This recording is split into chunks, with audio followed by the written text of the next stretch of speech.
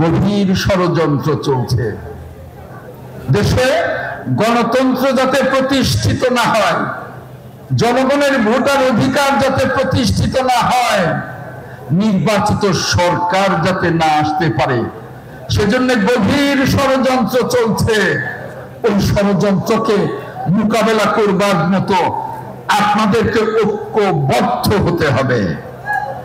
গতকালকে এক দলের এক নেতা বললেন, পিয়ার তো বুঝি, আমরা পিয়ারই চাই, আমরা আগে ব্যক্তিকে ভোট দিতাম, এখন দলকে ভোট দেব।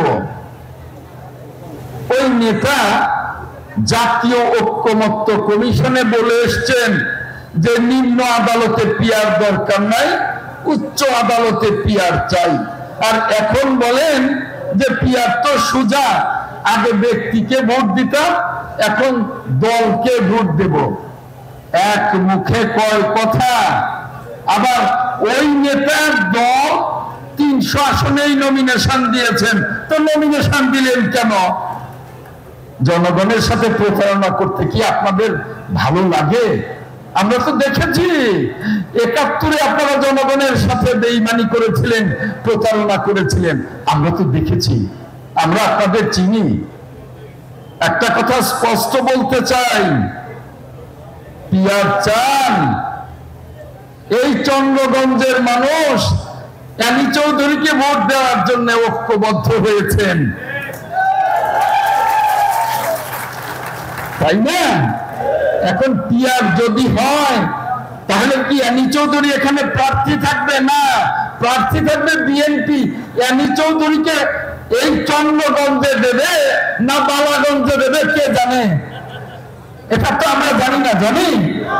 অতএব আমাদের সন্তানকে, আমাদের নেতাকে আমাদের এলাকায় সংসদ সদস্য চাই, আমাদের উন্নয়নের জন্য, আমাদের ভালো মন্দ দেখার জন্য, তাই না?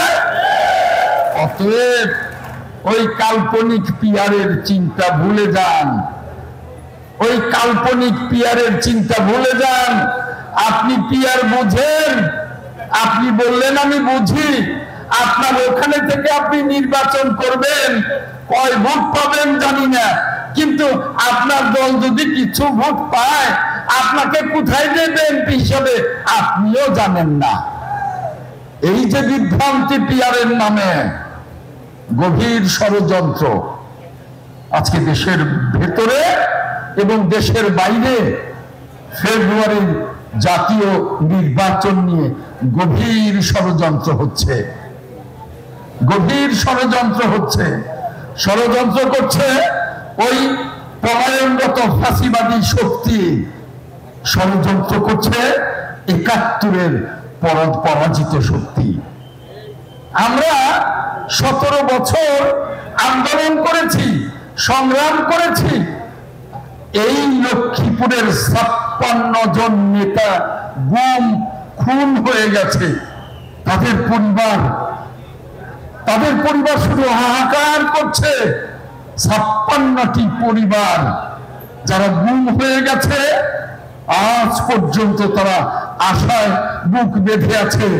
তাদের সন্তান, তাদের পিতা, তাদের ভাই, তাদের স্বামী কবে ফিরে আসবে? ফিরে আসছে না, যুগ পার হয়ে যাচ্ছে, ফিরে আসছে না।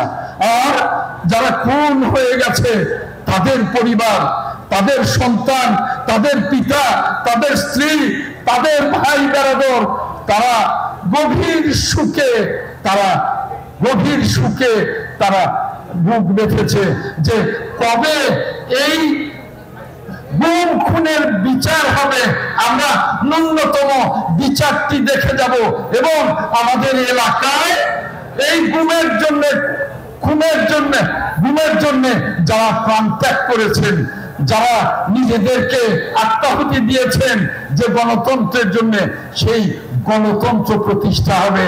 আমাদের দল বিএনপি সরকার গঠন করবে, ওই 56টি পরিবারের মুখে হাসি ফোটাবে, তারা এই বিএনপির দিকে তাকিয়ে আছে, অ্যানি চৌধুরীর দিকে তাকিয়ে আছে।